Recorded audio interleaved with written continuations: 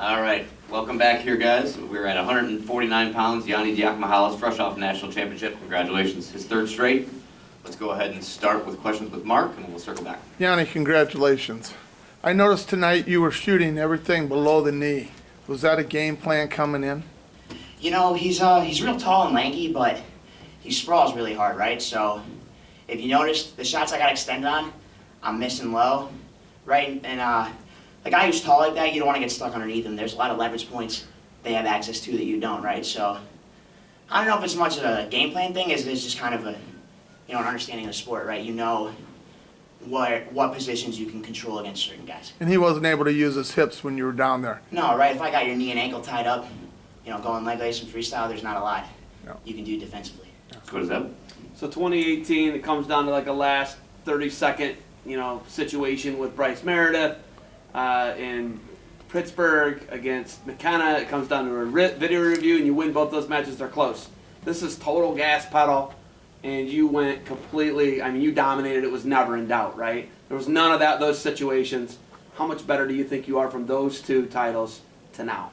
Substantially better, and it's because of those matches with Bryce Meredith and Joey that I got to this point, right? There's wrestling capitalism is what my dad and I call it, where you get better, someone else gets better, now you got to catch up to them, right? And playing that game's helped me elevate my game, regardless of who it's against. I'm always trying to catch up to the guy in front of me, and thanks to that, you can open the gap on the guys behind you too. It's been 2 years on the sidelines. Does this one feel maybe a little more special just because there's been 2 years on the sidelines already? Yeah, I mean, and it's not anyone's fault, but it kind of feels like people forget about you sometimes, right? Not just me, the team. We're a top 10, top 5 team in the country every year, and all of a sudden COVID happens, take another year off because stuff gets canceled, and it's like people forget how good of a team we're a part of. So, we're back, we're here to stay, and hopefully it stays that way. Let's go to Kyle. How much different has the field been with the new coaching staff? They're amazing. Mike he's always been my guy.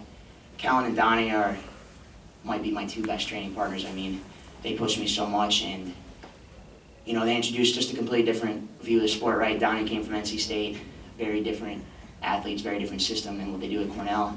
Callan came from Michigan. They're doing really well this year, so it's a lot of different perspectives. And then you have Gwiz, who's been amazing for the big guys. I mean, John Lowe went from being in and out of the lineup, maybe a backup behind Max Dean, to being an All-American. And obviously the guys before, they helped get to this point, but I'm incredibly happy with our new staff, and I think that with this group of guys and this staff, we can get to that team title contention. Let's go to the back row. Hey, Yianni, Jimmy Northern, Matt Slap, Long Island, New York. Very fortunate. I've watched you win 4 state titles, now 3 NCAA titles. You've become the model of consistency. Let me ask you a question. Looks like 149 is agreeing with you. How do you feel moving up a weight? Is it working out well for you? Yeah, I mean, these guys are bigger. These Saturday night matches when I'm still, 154, 155, maybe they're a little bigger, but, at this weight I can train really hard. I'm doing, from Christmas to the end of February, I was doing 2 a day every day, straight, pushing myself really hard. And not that everyone has to do that, but, training at this weight gives me the opportunity to get better, get faster, stronger, better skilled, better athlete. So, I'm really happy to be here. Follow up. You become a model of consistency. You have 1 collegiate loss. Honestly, I've never seen you lose, and I hope that I never do, and I'm not sure that I will. But how do you maintain that? And I think your opponents are starting to feel that on the other side of the coin. Like, what do you attribute that to? It's kind of similar to a question that got asked earlier over here, was there's always someone better than me. Even the day I win, the gold medal, hopefully, there's going to be someone better than me. There's going to be someone I have to catch up to. So, you guys are calling it consistency. For me, it's a pursuit of improvement, development, right? And when you're constantly looking to improve, constantly growing, it can seem like, you're staying this much ahead, right? Let's go Kyle, Mark, and then Zeb. You've talked about your love of wrestling. Where does that love come from? For me, you know, it's internal. My dad, he was my coach my whole life.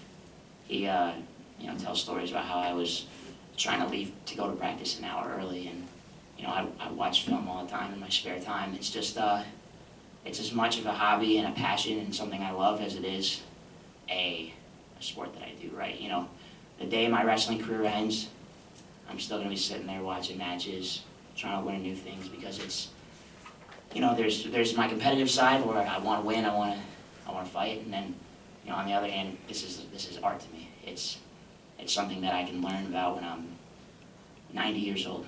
You know, it's always something that you can learn more about and try to get better at. Yanni, last night when you were in here interviewing with us, you weren't happy about your performance last night, and you let everybody know that you were not happy.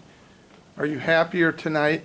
And you wrestled so well both nights in my eyes, but you feel it out there. You feel if you're off a little bit.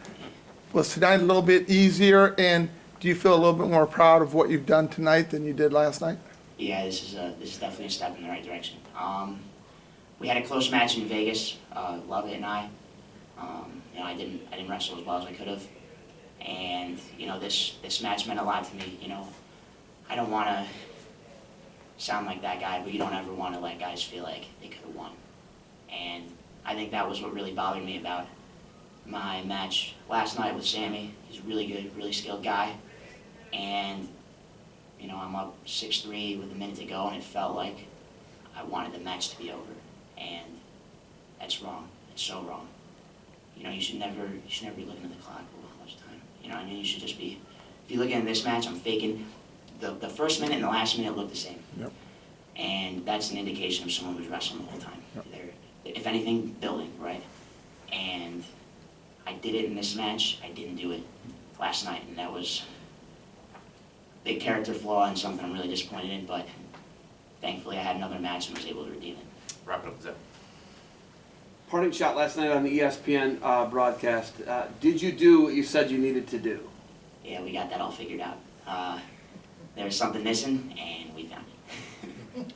Congratulations. Ben. Thank you. Appreciate it. Recording stopped.